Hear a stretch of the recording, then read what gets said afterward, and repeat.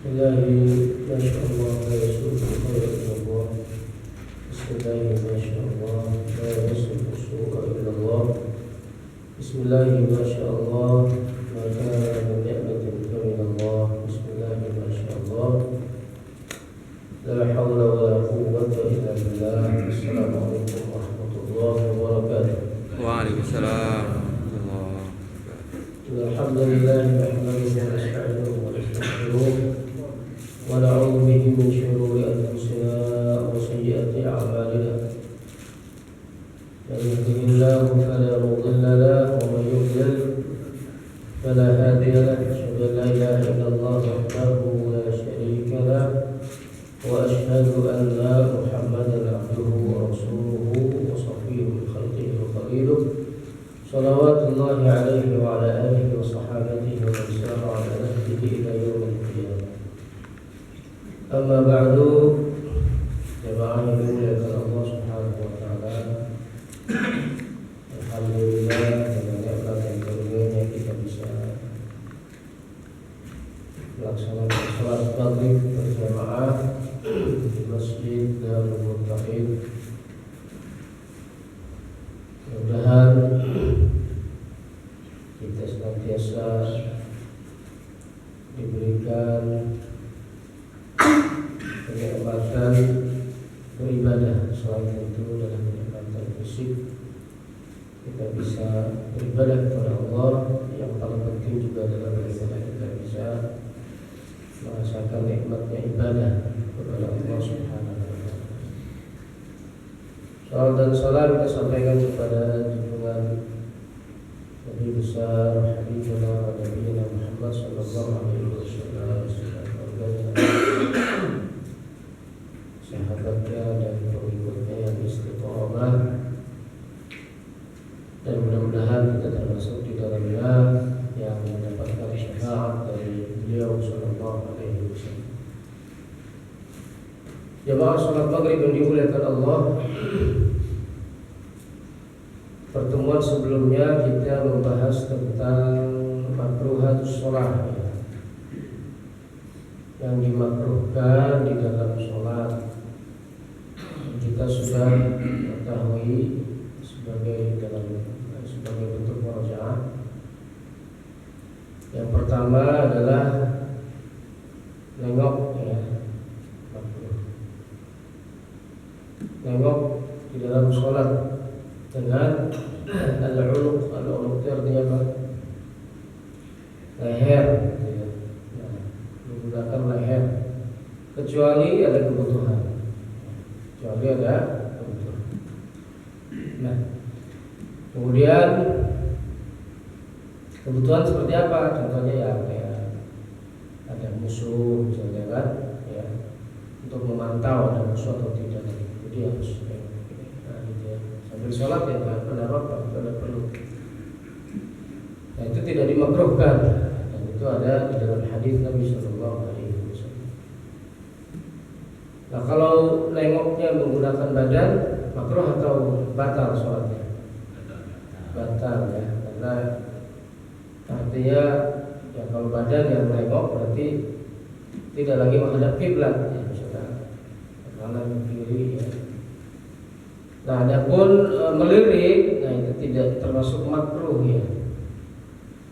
Melirik, karena itu pernah juga diceritakan dalam riwayat dari Rasulullah SAW,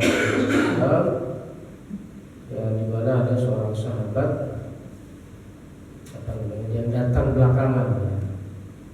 Atau ada seorang sahabat yang melakukan semacam kekurangan di dalam sholatnya, dan itu tidak itminan, ya. Jadi nggak mau berdiri tegak gitu, jadi nggak mau diem sholatnya, ya. Nah, itu kan Rasulullah SAW tahu itu, tahunya kira-kira dari mana? Ya, berarti ketika misalnya ruku, barangkali Rasul sempat melirik, ya kan? Nah, itu bahwa orang itu tidak tumaninah di dalam sholat. Nah, itu dalil yang artinya bahwa melirik itu ya tentu dalam hal ini ya tidak termasuk yang dimakruhkan. Kemudian yang kedua adalah mengangkat pandangan ke langit, ya, ke atas, itu juga adalah makruh. Kemudian kafus sya'ar, ya. Nah, ini nyisir rambut atau ya saat sholat gitu ya, atau apalah kalau kemudian rambutnya pakai tangan, ya pakai tangan maksudnya. Pakai tangan. Sisir ya. Yes. Ya kalau mau begitu ya misalnya ya makanya pakai penghalang ya supaya tidak ribet rambutnya. Nah, kalau mau artinya itu banyak gerakan maksudnya ya, jadi banyak gerakan. Ya. Juga nggak mau diem itu apa namanya misalnya sorban ya, misalnya pakai sorban ya. Nggak boleh diem itu sorbannya. Ya, tadi gini ya kan sholat. Itu gerakan-gerakan yang tidak diperlukan di dalam sholat. Nah kemudian sholat ketika makanan sudah disediakan, dimana kita ya lapar maksudnya ya. Kalau nggak lapar ya nggak apa-apa, walaupun makan udah siap tapi nggak lapar ya sholat dulu. Kalau dimakan kucing. Ya kucing mah gampang. Pintunya ditutup. Jadi kenapa ini dimakruhkan? Karena khawatir ya apa namanya mikirnya malah mikir makanan bukan khusyuk saat sholat, tapi malah mikir makan. Ya, dan itu ada hadis dari Nabi sallallahu alaihi wasallam, "Idza wudi'a 'asha ahadikum wa qimatis shalah fabda'u bil 'asha wa la yu'ajjil ya hatta yufrigha minhu." Ya, jadi kalau sudah disiapkan makan malam, tadi kita tentu sudah lapar ya kan, tapi kalau belum lapar ya nggak apa-apa, walaupun siapin makan malam sudah disiapkan tapi belum lapar ya udah sholat dulu pas kemudian ya apa namanya ada qomat. Kalau sudah disiapkan makan malam dan sholat sudah mau didirikan, ya sudah iqamah, maka mulai dengan makan malam itu dan tidak perlu tergesa-gesa ya makan malamnya ya, sampai dia beres dia besok. Kemudian sholat ketika menahan pipis ya, menahan hajat pipis ataupun buang air besar ya, dan itu artinya apa ya, nggak bisa khusyuk dan hati nggak bisa hadir gitu, karena ya mikir itu nahan gimana nahan pipis ya. Nahan buang air kecil, nahan buang air besar ya. La sholata bihadrati ta'amin, tidak sah sholatnya. Di sini artinya tidak di sini nafi, di sini bukan berarti tidak sah atau tidak ada sama sekali, tapi maksudnya ya nafi di sini la nafiyah di sini menunjukkan kurang sempurna. Jadi tidak sempurna sholat yang berbarengan dengan hadirnya makanan atau ketika kondisi dia menahan ya dua hajat, itu buang air kecil dan besar, al-baul wal ghaib, wala huwa yudafi'uhu al-akhbatha ya, wala huwa yudafi'uhu al-akhbatha. Nah ketika ngantuk juga gitu, kalau ngantuk ya jangan sholat atau wudu dulu atau apalah biar hilang ngantuknya. Kira-kira ngopi dulu gitu. Emang kalau ngopi ngantuknya hilang Pak? Enggak ya. Kalau pas ngopinya iya hilang ngantuknya, pas habis ngopi ngantuk lagi. Kalau kopi panas ya. Nah kemudian sholat di tempat-tempat seperti kamar mandi, jalan, pasar, kuburan, gereja, ya, tempat sampah, kandang sapi, kandang onta, ya, kandang ayam, ya kan? Nah, itu tempat-tempat yang walaupun tidak 100% najis misalnya, atau belum tentu najis, tapi itu madhinatu wujudin najis. Itu tempat itu kira-kira apa? Ada najisnya, ya, kemungkinan besar ada najisnya. Ya, begitu ya, baunya juga nggak sedap kan, baunya nggak enak, di kandang kok. Nah kemudian itu ada riwayat dari Nabi SAW dari hadis Tirmidzi, naha an sholati fil mazbalati wal majzarati wal maqbarah, bahwa Nabi SAW melarang sholat. Nabi SAW melarang sholat di tempat pembuangan, di tempat penyembelihan, di kuburan, wa qari'at tariq, di tengah jalan, ya, di kamar mandi, wa fi ma'atin al-ibil, wa fawqa dhahril bait, di atas atap rumah, ya. Kecuali atap rumahnya itu ada rooftop, ya kan. Lantai 2 enggak apa-apa. Baik, kemudian berikutnya umurun tukhalifu fiha al-mar'a ar-rajul. Ada perkara-perkara yang di sini berbeda, ya, yang dilakukan oleh perempuan, antara laki-laki dan perempuan itu berbeda. Nah, dan ini mukhalafah di sini hukumnya sunnah bagi perempuan.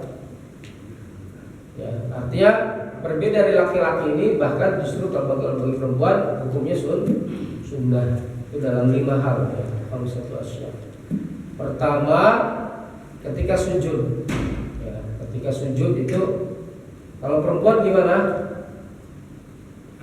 Rapat, ya kan, begini nih, nah, gitu ya. Nah, jadi apa namanya? Kemudian perutnya itu juga rapat dengan pahanya. Ya, jadi tidak seperti laki-laki. Kalau laki-laki kan megar semuanya kan, ya kan. Nah, kalau perempuan kebalikannya Pak, kuncup. Nah, gitu ya. Paha juga menyentuh ke perutnya, ya. Tangan juga begitu, ya, rapat begini.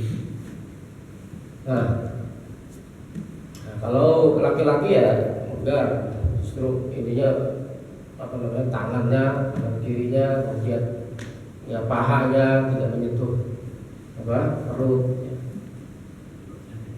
Nah, itu sebagaimana disampaikan Rasulullah SAW dalam hadis, ya, Nabi SAW marra 'ala mar'ataini tusalliyan, bahwa Rasulullah melewati 2 orang perempuan yang sedang sholat. Faqala idza sajadtuma fadumma ba'dal lahmi ila al-ardi fa innal mar'ata laysat fi dzalika karrajul.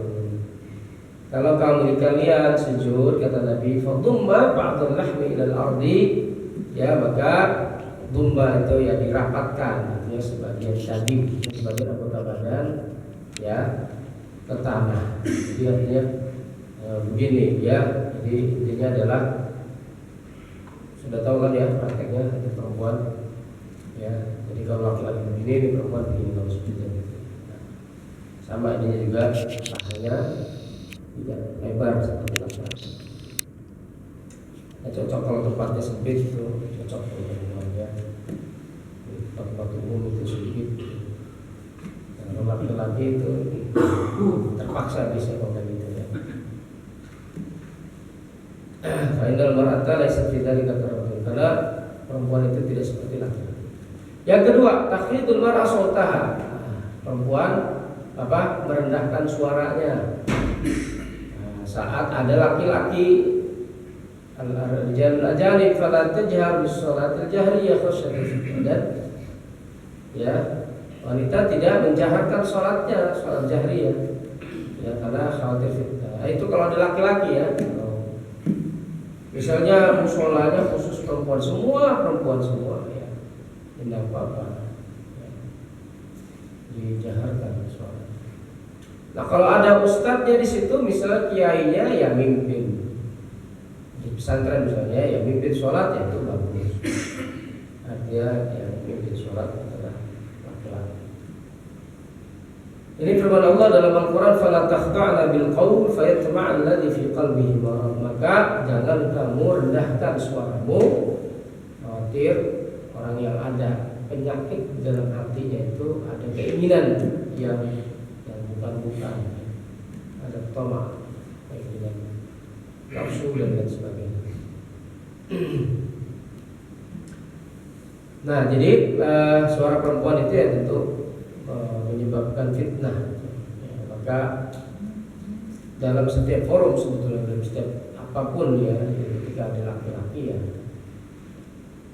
jangan melembutkan suaranya gitu ya. Justru apa namanya ya, jangan bikin ada istilahnya menjolak syahwat dari laki-laki yang akan disebabkan suara itu ya. Bukan berarti perempuan tidak boleh bicara, boleh ya, perempuan tidak di forum umum boleh bicara, hanya tentu suara itu tidak dibuat-buat ya, kayak gitu ya. Suaranya biasa saja bicara ya, mungkin lantang ya, nah, tapi kemudian tidak menyebabkan fitnah.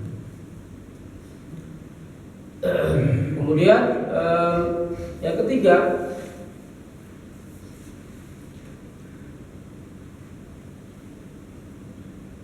nah kalau ada yang salah, ini kita sudah ketahui ya. Kalau laki-laki apa? Subhanallah ya. Kalau misalnya imam salah, kalau perempuan bukan, gitu ya. Tusaffi. Wa antunabbi waradat an tunabbih ahadan min hawliha li amrin ma fa innaha tusaffiqu bi an tadrib yadaha al-yumna ala dhahri kaffil yusra. Ya, tadrib yadaha al-yumna, tangan kanan ya, ala dhahri kaffil yusra, memukul punggung tangan kiri. Punggung itu kan ini apa? Ini punggung kan? Jadi gitu. Tepuk tangan bukan gini ya. Jadi tasfiknya itu adalah apa? Tangan kanan ya, pukul punggung tangan kiri. Nah, gitu kira-kira untuk memberi peringatan. Ya, jadi kalau laki-laki apa? Tasbih kan, kalau perempuan bukan tasbih Pak. Misalnya imam salah. Ya, misalnya imam, walaupun imamnya laki-laki, misalnya imam laki-laki, imam kan perempuan. Ya. Nah, itu diperingatkannya dengan apa? Ditepuk tangan. Ya. Tepuk tangan kanan ke punggung tangan kiri. Kalau laki-laki tasbih, dan itu riwayatnya ya, Rasulullah SAW qala man rabahu syai'un fi sholati falyusbih. Kalau ada yang ragu di dalam sholatnya, hendaknya dia tasbih. Fa innahu idza sabbaha iltafata ilaihi. Kalau dia tasbih, ya iltafata ilaihi, dia dia akan ngeh gitu ya, laki-laki itu. Wa innamat tasbihu lin nisa, adapun tepuk tangan itu untuk wanita.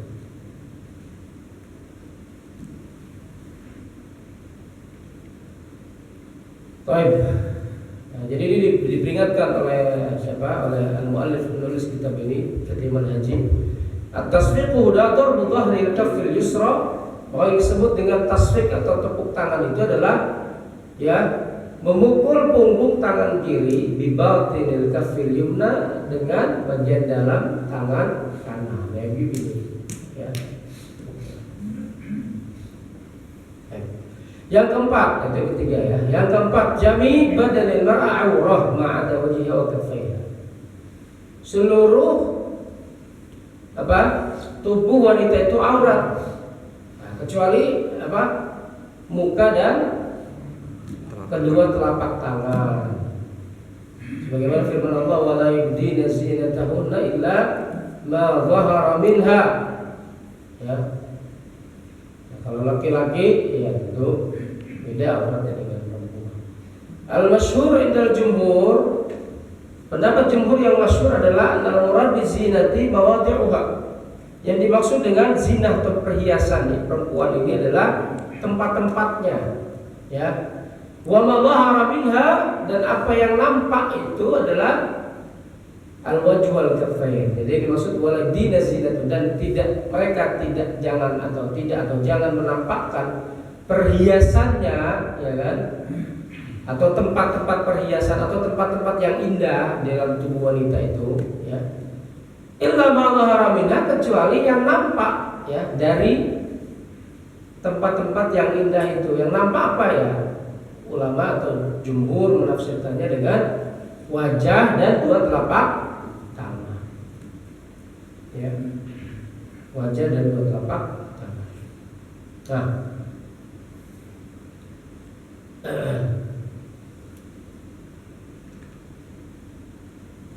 nah itu riwayat Ummu Salamah radhiyallahu anha innaha sa'alat Nabi sallallahu alaihi wasallam atusalli al-mar'a fi dir'in wa khimarin wa laysa 'alaiha izar.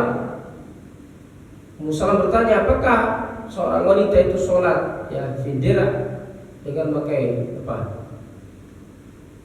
Baju besi ini maksudnya pakai baju dan kemudian kerudung ya wa laysa 'alaiha izar dan tidak pakai sarung, ini gamis pakai kerudung terus tidak pakai sarung. Kalau idza kana dir'u sabiqan yughatti dhuhur qadamaiha. Nah, dir di sini maksudnya komis ya, gamis. Nah, jadi kalau tafsir dir itu kan umumnya kalau ini baju besi ya. Tapi dalam konteks ini adalah gamis. Jadi kalau dia perempuan pakai gamis ya kan?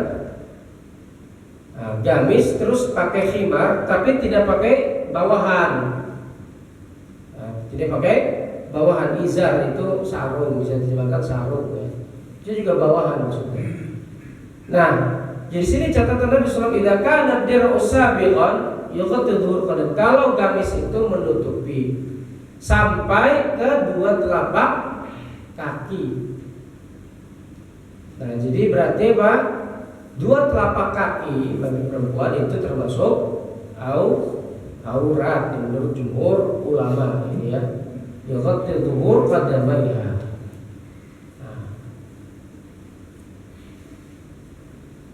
Nah, terutama saat sholat ini. Anda yughatti dhuhur qadamaiha hala qiyam ar-ruku' in sajada athna sujud ghatta batin al-qadamaini lindimami ba'diha ila ba'd. Nah, tentu ya bagian dalam al-qadamain itu juga ya berarti telapak kaki ini ya itu juga harus tertutup ya kan saat sholat. Jadi artinya apa? Kalau pakai gamis yang panjang berarti dia harus ya ke bawah banget ya. Mukena kita itu mukena di Indonesia itu ya udah benar itu ya. Nah kalau pakai gamis berarti gamisnya cuma sampai mata kaki misalnya ya perempuan ya berarti nutupin kakinya harus pakai kaos kaki ya terus. Nah, jadi ya ini pendapat jumhur ulama. Kalau Abu Hanifah itu kaki itu bukan aurat, telapak kaki itu maksudnya. Tapi jumhur ulama, kebanyakan ulama mengatakan itu adalah aurat. Wanzur bahas syurut as-shalah. Amma rajul fa auratu ma baina surati wa rukbati. Adapun laki-laki auratnya apa? Pusar sampai lutut ya. Nah, kalau sholat misalnya dia cuma tertutup itu bagian itu saja sah nggak sholatnya? Dia tutupin pusar ke bawah sampai lutut aja. Ya secara hukum biasa ya. Cuma dia tidak beradab ya kan? Mau ketemu orang aja dia pakai baju bagus, mau ketemu orang. Jadi kalau kondisi misalnya nggak ada baju darurat atau apalah ya sah ya. Baik. Ma fawqa rukbatayn min al-awrati wa asfala min as-surrati min al-awrah. Ini aurat laki-laki. Apa yang di atas rukbataini di atas dua lutut adalah aurat dan yang di bawah pusar itu juga adalah aurat. Jadi batasannya itu aurat laki-laki, aurat laki-laki. Ya. Nah, sebagaimana juga dalam hadis Bukhari dari Jabir radhiyallahu anhu, annahu shalla fi thawbin wahid. Wa qala ra'aytu Nabi sallallahu alaihi wasallam yusalli fi thawbin wahid. Fi riwayat shalla Jabir fi izar qad 'aqadahu min qabl qafah. Wa lazal fi al-ghayb thawbun yastur wasat al-jism ay ma baina surati rukbati wa ma qaraba. Ini pernah juga ada riwayat bahwa siapa nih Jabir melihat Nabi SAW sholat fi thawbin wahid dalam satu kain. Ya, wafirat dalam riwayat yang lain bahkan maksudnya satu kain itu adalah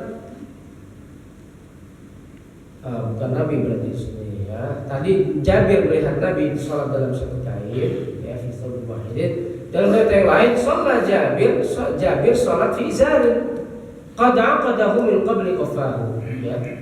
Jadi Jabir sholat menggunakan izar. Izar itu sarung, ya kan? Kalau terjemahan kita bisa diterjemahkan sarung izar itu. Ya. Jadi izar itu umumnya kalau dulu, ya, definisi izar itu umumnya dia seperti kain, ya kan, yang menutup wasatul jism, tengah badan. Ya. Jadi antara, ya sama seperti sarung yang kita pakai ini, kira-kira. Antara pusar sampai lutut, ya, atau yang mendekatinya. Ini sama lah. Izar nih. Nah, izar yang kita pakai kan. Orang dia. Bangladesh, ya. Orang Yaman. Orang Yaman juga pakai sarung, sama kayak kita. Ya, kita kan Islamnya dulu dibawa sama orang Yaman, ya. Kebiasaan pakai sarung itu ilmu kita di sana. Ya. Jadi itu ya. Jadi Jabir sholat menggunakan izar saja, bithawbin wahidin, izar saja. Dan ini yang hadis yang dari Jabir ini juga bisa jadi begitu juga, hanya saja di sini disebutkan bithawbin wahidin, tidak disebutkan izar. Kalau yang ketika dia menceritakan Rasulullah Shallallahu Alaihi Wasallam. Nah, kemudian yang kelima, yang keempat tadi ya, aurat, masalah aurat. Kalau yang kelima, nah berarti kalau perempuan itu sholat gimana kalau misalnya nutup mukanya? Kalau menurut jumhur ulama tidak boleh. Ya, jadi dia sholat, ya, dibuka mukanya dan telapak tangannya juga. Ya. Nah, sama juga ketika tawaf, karena hukum sholat, ya, tawaf itu seperti sholat, ya. Dan tawaf itu kan seperti sholat. Ya, makanya kalau mau tawaf harus wudu, ya, karena itu seperti sholat. Di ibaratnya tawaf itu ya seperti tahiyatul masjid, ya, untuk Masjidil Haram, bukan sholat. Kita masuk Masjidil Haram itu kan sunnahnya adalah tawaf. Ya. Baik. Yang kelima, la yusallul adzan lil mar'ah. Perempuan tidak disunahkan adzan. Ya. Yang disunahkan hanya iqamah saja. Wa yusallul iqamah falau adina bi sautin munkhafidin lam yukrah.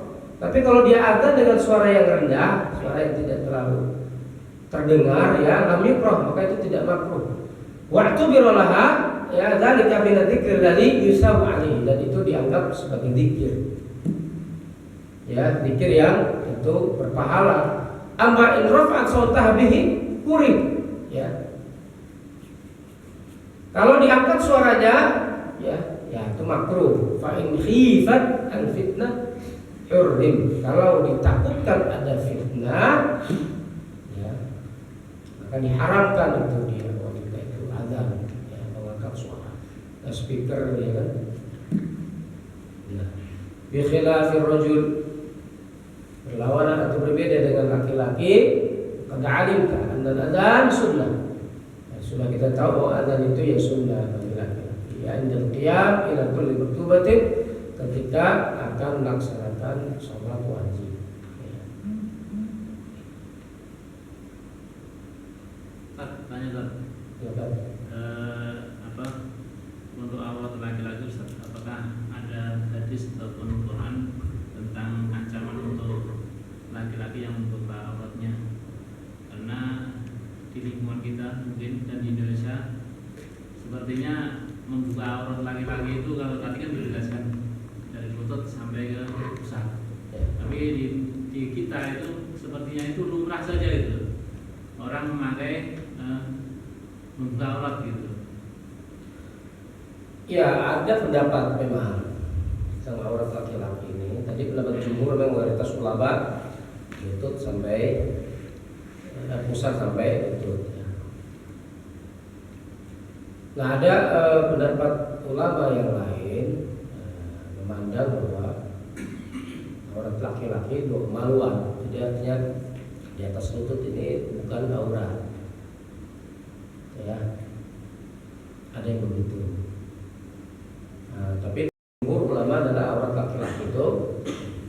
lutut ini adalah aurat ke atas sampai pusat. Ya. Ini berdalil dari mana? Dalilnya itu ketika Utsman bin Affan radhiyallahu anhu itu masuk ya, atau menghampiri Rasulullah SAW. Pada waktu itu Rasulullah ya, sedang dalam kondisi terbuka, tersikap sedikit ya ini lututnya. Nah kemudian ketika Utsman masuk menghampiri beliau, beliau langsung menutup ya, karena beliau malu kepada Utsman bin Affan. Ya, Utsman ini kan laki-laki yang orang kaya, ya kan, bersih, ibaratnya bersih, ya, ganteng, ya. Dan juga termasuk ya tentu sekaligus mantu Nabi Sallallahu Alaihi Wasallam. Ada pembicaraan tentang itu dan ada riwayat tentang itu. Ya, cuma saya tidak hafal lengkapnya. Mungkin nanti kita bisa lihat lagi riwayatnya. Ya, jadi memang ada cuma ya tentu pendapat itu pendapat yang lemah karena pendapat yang rajih atau pendapat yang lebih kuat adalah pendapat jumhur ulama di mana aurat laki-laki itu adalah ya pusat sampai lutut. Ya. Nah tentu kalau membuka aurat ya bagi laki-laki ya aurat yang disepakati ya bagian kemaluan kan ya, aurat yang disepakati itu bagian kemaluan, yaitu banyak mudaratnya ya, ancaman bagi mereka yang membuka auratnya secara umum ya adalah perbuatan dosa ya, baik laki-laki ataupun perempuan. Jadi membuka aurat itu apalagi mengandung mudarat di situ. Ya. Nah, adapun kalau tidak ada mudarat ya makanya ya umumnya kalau bagi laki-laki mungkin secara mudarat di masyarakat kalau bukan kemaluan mungkin tidak terlalu mudarat ya kalau bukan kemaluan. Ya. Nah, makanya ya ada pandangan tentang itu. Tapi sekali lagi ya dari sisi riwayat kemudian dalil ya, pendapat yang mengatakan bahwa aurat laki-laki itu bagian dari pusar sampai lutut itu adalah ya pendapat yang kuat ya, paling sahih.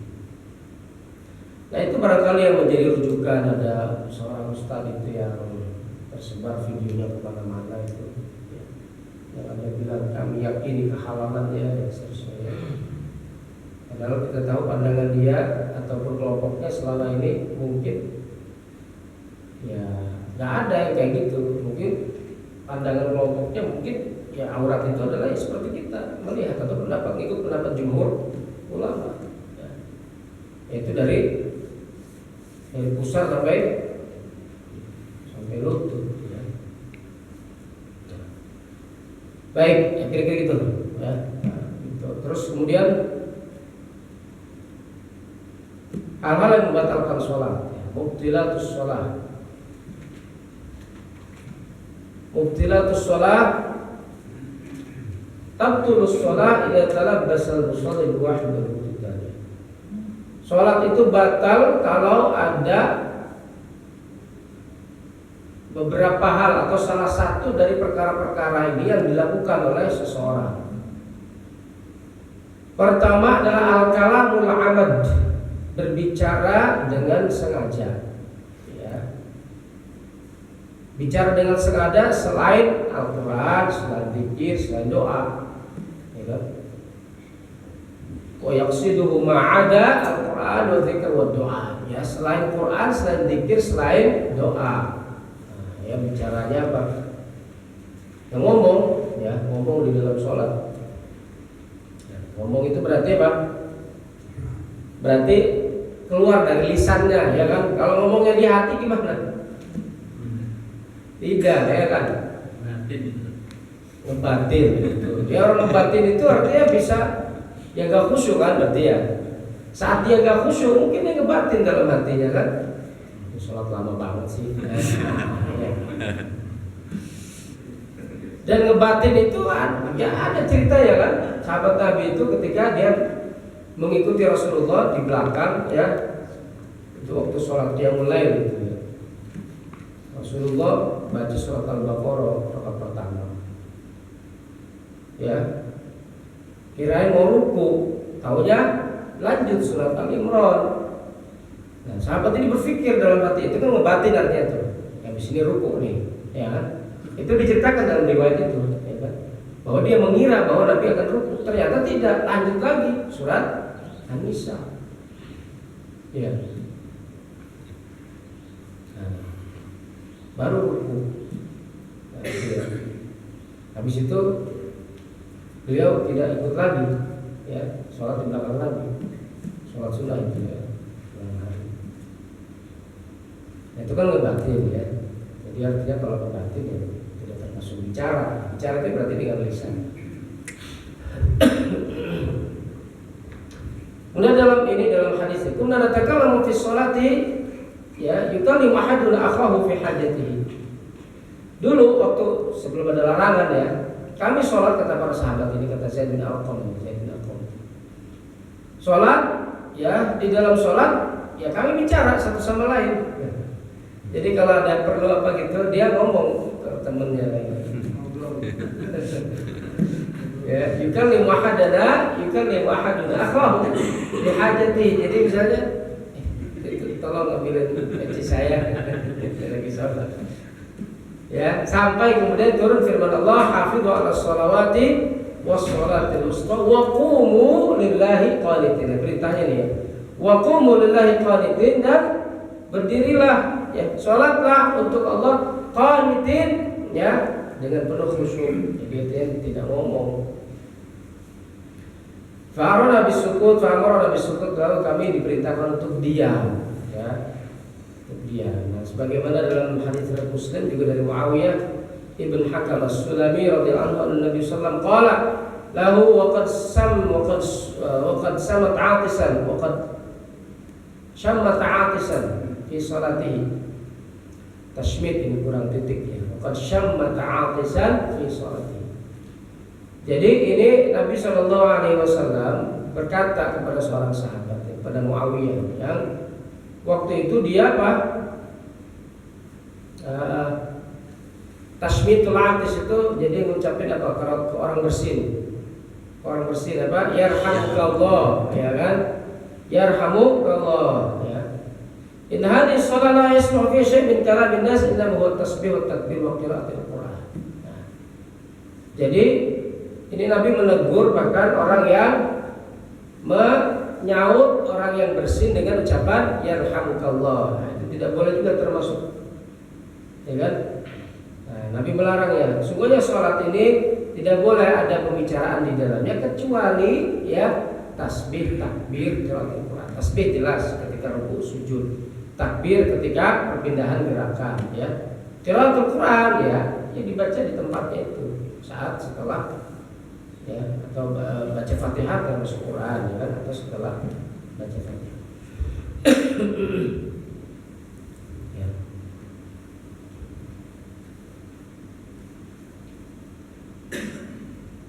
Wa'adal kalam alladhi tabtul fi shalah maka mu'allafan min harfaini fasa'idan. Nah, dianggap ucapan atau omongan yang membatalkan sholat itu ya, kalau dia terdiri dari minimal 2 huruf dan lebih. 2 huruf itu gimana berarti? Kayak gitu ya. Hus gimana hus? Ngomong bukan itu? Ngomong ya. Ada misalnya anak-anak bercanda, ya kan? Lagi sholat begitu, ya itu omongan bukan itu? Bukan termasuk ya? Kalau DM gimana? Gimana? Omongan bukan itu? Ada hurufnya nggak deh? Kalau hus kan ada hurufnya, dari lisan keluar ya. Kalau ahem itu kan dari tenggorokan bisa kan? Gitu bukan? Ya Pak. Boleh. Kecuali kalau dehemnya gimana dehemnya? Hem. Hem kan gitu ya? Hah? Ada dehem gitu nggak? Hem. Ada. Kalau DM-nya sengaja loh. Bukan karena serak atau apa, karena bacaannya misalnya imamnya panjang. Kode. Intinya ada hurufnya ya, pokoknya intinya ada hurufnya lah ya. Ya kan niatnya beda tuh. Nah kalau dia ada maknanya, ya itu berarti termasuk. Ya, kalau ada maknanya itu ya, artinya maknanya artinya dipahami oleh orang lain itu ada maknanya di balik itu ya, berarti dia termasuk pembicaraan. Ya. Atau bahkan ya tidak ada maknanya. Wa illam yufham minhu ma'na. Ya, misal dua huruf ya atau lebih, atau kana yu'abbiru anhu bi harfin wahidin idza kana lahu ma'na. Atau dengan satu huruf kalau dia punya makna. Seperti kalimat qi. Ya qi jelas lah kalau dalam bahasa Arab itu qi itu artinya jaga. Ya, seperti satu huruf. Qi jaga. Ya, ini itu artinya dari kata al-wa'i, sadarlah. Kalau bahasa Arab, itu artinya sadarlah. Kita kan banyak, sadarlah. Fi itu artinya apa? Tepatilah. Ya, dari kata al-wafa, tepatilah. Fi itu artinya tepatilah. Ya.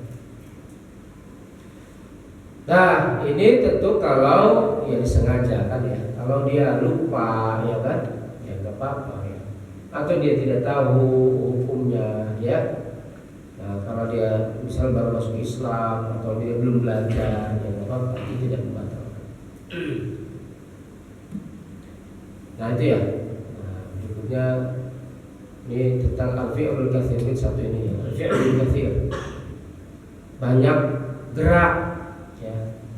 Banyak, pokoknya nggak mau diem gitu. Al-maksud bi al-fi'lul mukhalif li af'alis shalah. Jadi banyak gerak yang tidak ada keperluan atau tidak yang berbeda dari perbuatan sholat. Syarat an yaktsir wa yatawala, banyak dan berurutan, berturut-turut. Ya, banyak dan berturut-turut. Karena yatanaf ma'al-ghamis sholat, karena itu berlawanan dengan aturan sholat. Dan sholat itu kan harusnya apa? Qumu lillahi qanitin.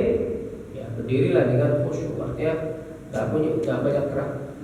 Dhabitul kathrah thalath harakat fasaidan. Dalam mazhab Syafi'i banyak gerak itu. Sebenarnya dalam mazhab yang lain juga ya, tetap sholat ini dituntut untuk tenang. Ya, tidak banyak gerak. Jadi tidak banyak melakukan hal-hal yang di luar gerakan sholat.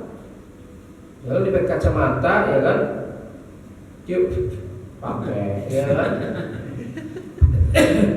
handphonenya bunyi ya kan, di ini dulu dibuka terus di nah,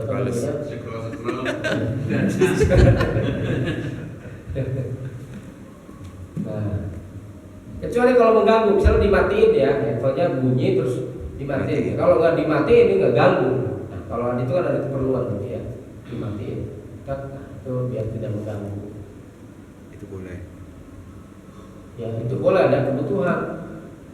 Nah, jadi dalam mazhab Syafi'i itu ketentuan gerak banyak itu 3 kali, ya kan, setelah harakatin fasaidan 3 kali atau lebih. Wadhabitul muwalat an tu'addal amal mutatabi' bil 'urf. Jadi dianggap berurutan itu kira-kira ya itu berurutan secara urf. Ya. 3 kali itu menurut urf, kebiasaan. Nah, itu sholatnya bisa batal dalam mazhab Syafi'i. Jadi 3 kali berurutan. Ya kalau misalnya gerak sekali gatel gitu ya, kira-kira gatel, ya gerak ini digaruk aja Pak gitu ya, gerak aja gini. Jadi intinya jangan banyak bergerak. Kalau secara detail, kalau pembahasannya dalam kitab-kitab mazhab Syafi'i itu dibahas secara detail. Jadi misalnya gerakan itu supaya tidak dianggap tiga kali itu gimana sih? Ya kalau dia begini, misalnya dia garuk-garuk misalnya gini ya, ini gatel nih. Ya, ini aja, ini sekali aja gerak ya. Kalau ini lebihnya misalnya ya, misalnya lebih dari 3 kali itu dapat itu tidak dianggap ya. Jadi yang ketiga kali itu ya kalau gini-gini ya. Ya, kalau gini Udi-udi ya kira-kira gitu ya. Kalau pilek gimana? Pakai tisu. Kalau bilang gimana? Kalau tadi ini kan jago juga. Nasib dari Mas Willy. Ya pilek itu kan ada perlunya. Ya. Pilek ada perlunya. Ya berarti dilak lah. Dari mana Itu ada kebutuhan. Jangan lebar Mas. Nah, jadi gerakan yang di luar sholat ya. Nah, ini bagian dari karena mengganggu kekhusyuan di dalam sholat. Ya kalau orang pilek ya di hilang, ya kan? Ya, itu kan namanya juga orang sakit. Tidak apa-apa. Allah Musa. Itu berarti. Ada yang tanya? Bentar. Lagi Pak, bertanya. Ya. Baik, kita tutup dengan doa bagus. Subhanakallah wa bihamdika asyhadu an la ilaha illa anta Assalamualaikum warahmatullahi wabarakatuh. Waalaikumsalam.